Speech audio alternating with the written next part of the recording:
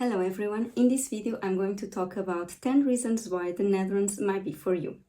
The first reason is English. When you are moving to another country, it's very important that you feel part of the community and integrated, and language plays a big role in this feeling. Leaving the house and not being able to communicate with the locals brings discomfort to your daily life. But if you know how to speak in English, language is not a problem in the Netherlands. Dutch is the official language in the Netherlands, but about 90% or more of the population actually speaks English. And I have to say, they speak a very good English. In 2022, the Dutch ranked the best non-native English speakers in the world, according to the EF English Proficiency Index. This means that going on to do your daily life in the Netherlands will not be a problem. Also, there are a lot of jobs for English-speaking candidates facilitating the entrance in the Dutch job market. The Netherlands has a big expat community, and the Dutch people are usually very welcoming to foreigners and make an effort to engage with newcomers, for example, by speaking in English. As of January 2022, 2.6 million of the residents in the Netherlands were born in a foreign country.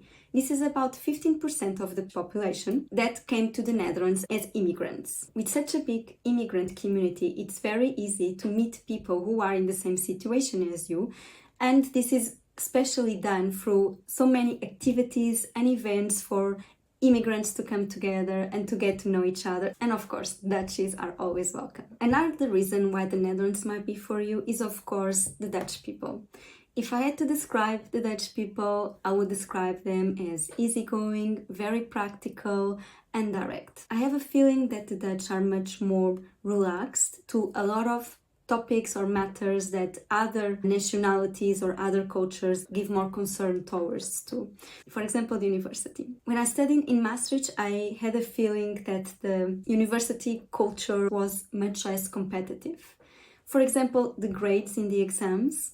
In the Netherlands, the students seem to be very pleased to just have the passing grade in general, while in Portugal, having the passing grade is a disaster.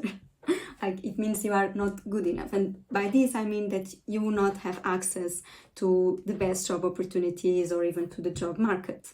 So what happens is that in the university in Portugal, you become much more competitive towards your colleagues, while in the Netherlands, students are just more relaxed. And it's not just the grades at university, but it's also how they interact with people who have somehow some authority towards them. For example, the professors at the university. In Maastricht, and I think the same applies to the rest of the universities in the Netherlands, you call your teacher or your tutor by the first name. While in Portugal, that would never happen. You call by professor, or there is a barrier created.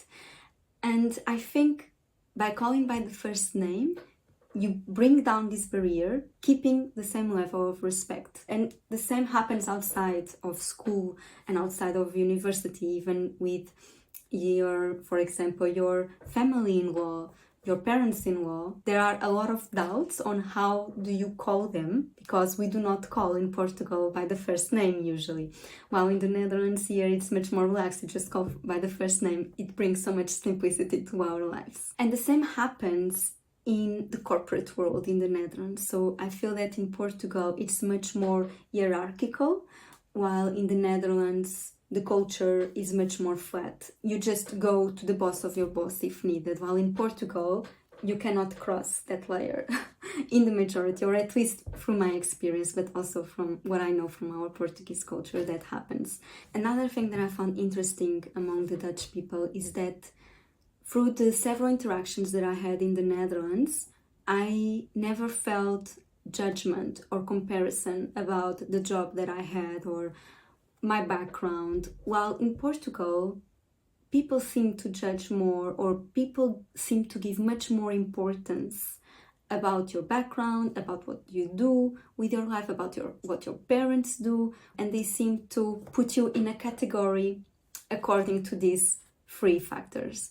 The Dutch, they make you feel much more comfortable by not comparing you or by not making you feel judged or being compared. They just seem to tolerate and accept much more, have a much more open-minded than what I experienced in Portugal. And I already mentioned in my previous video, but the Dutch people are very direct. You know exactly what the other person is thinking, what they are feeling. I understand why a lot of people, a lot of cultures might take this as not being so polite, because the Dutch people are direct for the good and for the bad. And when they have to give negative feedback, they would just give you without making it sound better or prettier. They just give you the raw truth.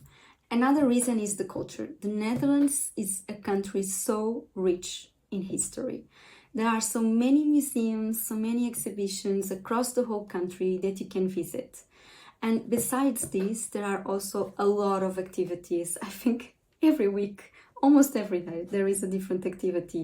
Let it be musicals, let it be theaters, let it be festivals. And it's quite impressive because it's a small country and you have so much to do. So I think you will not get bored if you come to the Netherlands. And there is actually a museum card that you pay an annual fee of around 65 euros, and you have access to more than 450 museums across the whole Netherlands. I will even put the link in the description below. In addition to all the museums that you can visit, one of my favorite activities is actually just strolling around in the cities. The city centers in the Netherlands are just beautiful. I've been living here for 4 years and a half, and sometimes when I go to the city center, I cannot even believe that I'm living in a fairy tale.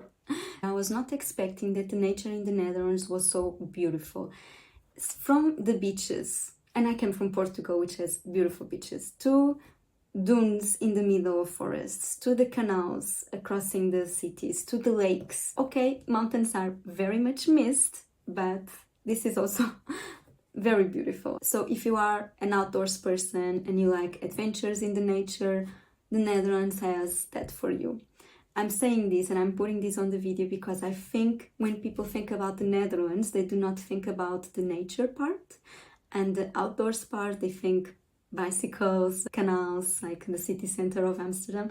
But it's really beautiful when you start exploring outside the city. Sometimes we just take the bikes, we cycle 15 to 20 minutes to the suburbs and you find yourself in the middle of a forest. And I really like that a lot of cities in the Netherlands have beautiful parks, very clean, very well maintained, and it really feels like that you are escaping a little bit the city. So I find that being surrounded by nature in the Netherlands is very much accessible than one might think. Another reason is the quality of life. And there are so many factors that impact your quality of life. And quality of life is usually described as the standard of health, comfort and happiness experienced by an individual or a group of individuals. When I first came to the Netherlands in 2014, I noticed so many people on the street with a smile in their faces. I don't think they realized they were walking or cycling with a smile, but I remember thinking that they really seemed so much content with their lives. And indeed, when I moved to the Netherlands, I saw a boost in my quality of life. And I believe that the topics that I will be sharing next are the main reasons why my quality of life improved. And I want to be very clear that quality of life can mean many different things to many different people. And in this video, I'm only sharing my experience and my take on quality of life. And I'm only talking about some factors that contribute to it. Work-life balance. The Netherlands has the shortest working week in the world, with an average of 30.3 hours worked in the main job per week by an individual.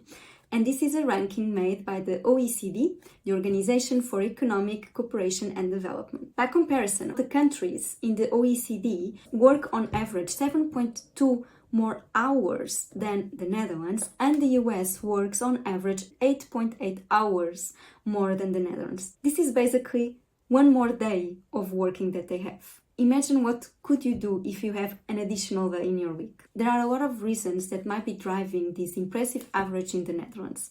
And one of them is that in the Netherlands, if an employee wants to adjust his or her working hours, the employer cannot refuse. An employee has the right to work part-time, as long as the employer cannot demonstrate that the company would suffer severe consequences if the employee starts working part-time. The Netherlands also has the Working Hours Act, which is basically an act that puts a maximum limit to the number of hours that an employee can work per week. For example, for an employee aged 18 or above, can only work 12 hours maximum per day and 60 hours maximum per week. But they can't work these maximums every week, but rather an average of consecutive weeks. It's not usual for the Dutch people to work overtime.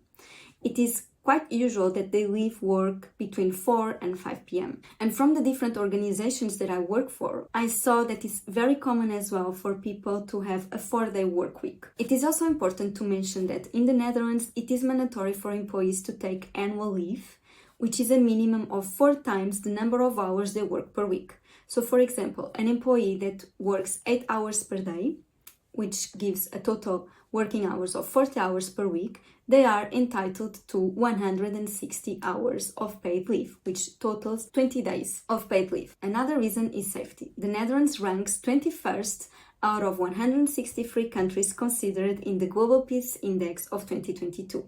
And it's actually ahead of countries like Australia, Spain, Italy, Sweden and the UK, especially when I compare two capitals, let's say Lisbon and Amsterdam. I live in both of these capitals. And in Lisbon, I would never walk alone at night in the street. There are so many times, unfortunately, that I felt unsafe, that I had to cross to the other side of the road, that I had to leave a subway because I was not feeling safe. While in Amsterdam, also another capital of Europe, I walk alone at night, I cycled alone at night, I never had a weird encounter. And usually the type of crimes that you hear about on the day-to-day, I'm not saying the crimes that end up on the news, is that someone stole a bike or someone is not paying for the public transport. Quite different reality than in Lisbon. Another reason is the bicycle culture. The Netherlands is considered the world cycling nation, where there are more bicycles than people, and the Prime Minister leads by example by cycling to work. The Netherlands has more than 35,000 kilometers of bicycle paths, where in many situations the bicycles are the ones who have the priority over the cars. And I have to say, being able to cycle everywhere safely, for me, is a luxury and means freedom.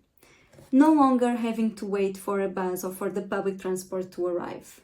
No longer having to be stuck in traffic. No longer paying for fuel or paying for a parking place or even spending hours looking for a parking place. When I came to the Netherlands, my stress levels decreased, and I believe that the bicycle has a lot to do with it. Going to work in the morning by bike allows you to do a little bit or a lot of cardio, and it really wakes you up and gives you energy to start your day. And when you come back from work or from school, you have to cycle back, you are getting some fresh air, you are able to forget everything that happened, and you arrive home a much better person than the person or than the version of you if you were stuck in traffic. Another reason is the public transport network.